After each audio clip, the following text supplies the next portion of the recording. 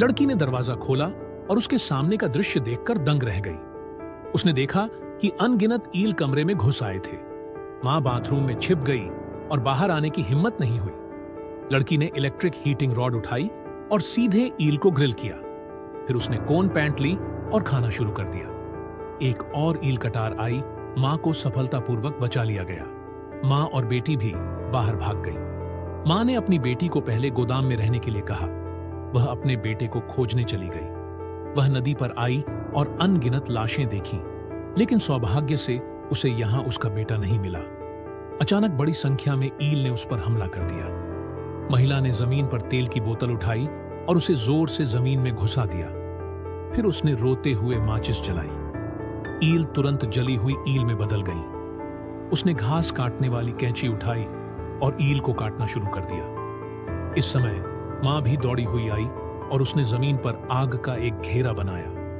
आग का यह घेरा सन वुकोंग के लिए था। अंत में मां अपने बेटे को सफलतापूर्वक बचा लेती है और जब परिवार भाग रहा होता है तो उच्च वोल्टेज बिजली की लाइन अचानक टूट जाती है, जिससे ईल की गला घोंटकर मौत हो जाती है। यह देखकर आदमी को अचानक ईल को मारने का एक तरीका सूझा।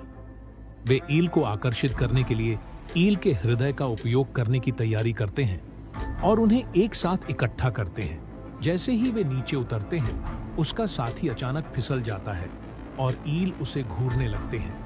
वह व्यक्ति उसे बचाना चाहता था, लेकिन उसके साथी ने उसे जल्दी से ऊपर के लोगों को बिजली बंद करने के लिए कहने को कहा और वह स्वयं वीरतापूर्वक मर गया।